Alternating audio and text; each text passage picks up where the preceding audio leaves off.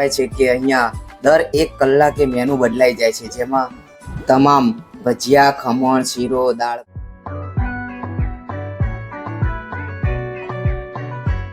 અને રથનું પ્રસ્થાન હવે અંબાજી તરફ કરી રહ્યા છે. આ એમની સાથે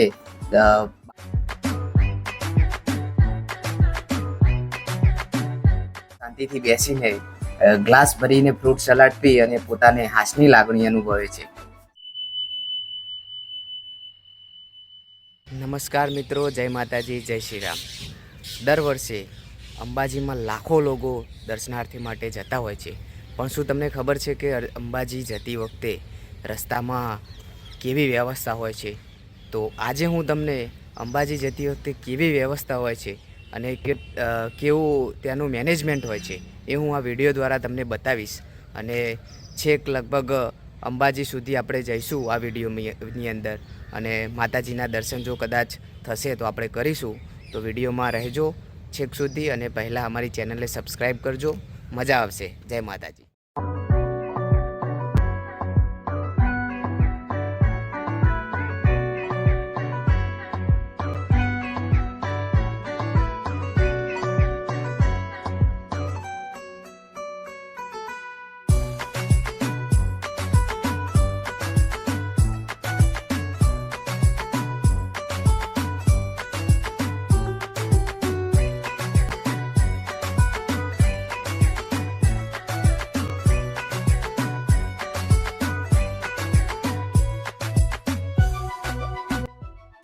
તો અહીં જય અંબે સેવા કેમ્પ દ્વારા ગરમા ગરમ શુદ્ધ ઘીનો મોહનથાળ, પૂરી, શાક અને મોહનથાળનો પ્રસાદ આપવામાં આવે છે. સાથે સાથે યાત્રીઓને ચાલતા કોઈ તકલીફ ના પડે એના માટે આરોગ્યના કેમ્પ પણ અહીંયા ઠેર ઠેર સુધી મૂકવામાં આવે છે.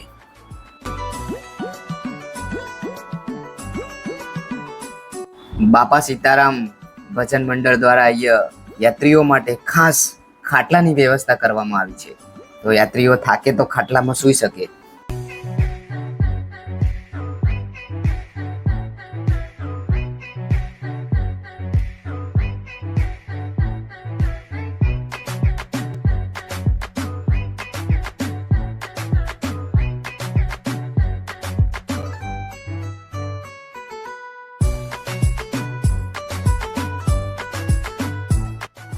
આજે તમે હાલ કેમ્પ જોઈ રહ્યા છો તેની અંદર ચા અને ફ્રૂટ સલાડ બંને આપવામાં આવે છે.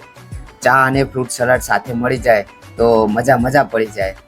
પદયાત્રીઓ અહીંયા શાંતિથી બેસીને ગ્લાસ ભરીને ફ્રૂટ સલાડ પી અને પોતાને હાસની લાગણી અનુભવે છે.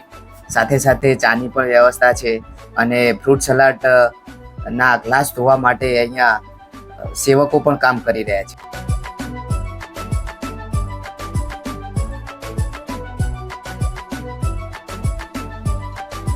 જેટલા પણ સંઘ રથ લઈને ચાલતા હોય છે અને લાંબા રૂટથી આવતા હોય છે, તે રાત્રિ રોકાણ કરવા માટે આવી વ્યવસ્થિત જગ્યાનો ઉપયોગ કરે છે. તમે જોઈ શકો છો કે બંને બાજુ માર્કેટ છે અને બંને બાજુ રમકડાની દુકાનો પણ છે. આ માતાજીનું મંદિર છે, અને અહીંથી લોકો રાત્રિ રોકાણ પૂરું કરી અને સવારે પ્રસ્થાન કરતા હોય છે. આ મોટી ધજા જે અહીંથી લઈને અંબાજી તરફ લોકો જઈ રહ્યા છે. આ લોકો રાત્રિ રોકાણ અહીંયા કર્યું છે અને રથનું પ્રસ્થાન હવે અંબાજી તરફ કરી રહ્યા છે. આ એમની સાથે 52 ગજની ધજા પણ દેખાઈ રહી છે આપણને.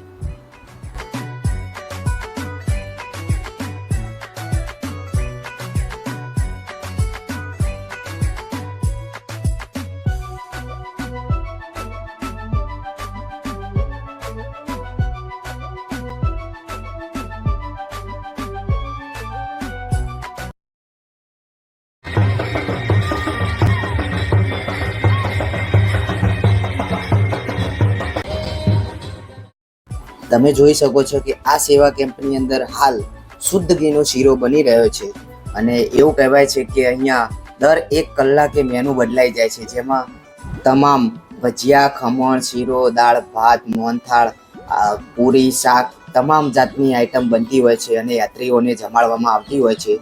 આવડું મોટું મેનેજમેન્ટ કરવું એ કંઈ નાની સૂની રમતની વાત હોતી નથી, પણ ભગવાન જે પણ લોકોને આવી સેવા કરવાની પ્રેરણા આપે છે, તે લોકો દિલથી સેવા કરે છે, એમને પણ ખૂબ ખૂબ આભાર. આ બધું તમે જોઈ શકો છો તે કાચી સામગ્રી છે, જેમાંથી હવે યાત્રીઓ માટે ભોજન પ્રસાદ તૈયાર કરવામાં આવશે.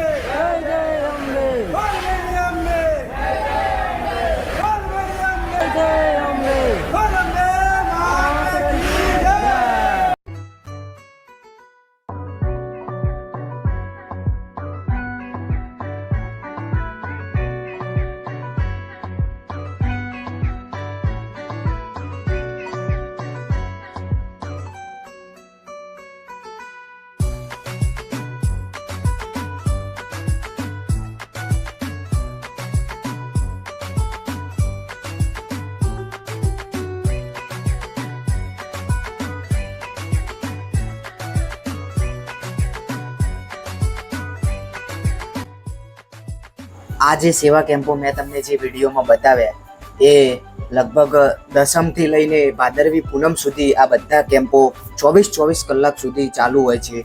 24 કલાક સુધી અહીંયા લોકો પોતાની અવિરત સેવા આપતા હોય છે અને અહીંયા રાતનો નજારો ખૂબ અદ્ભુત હોય છે.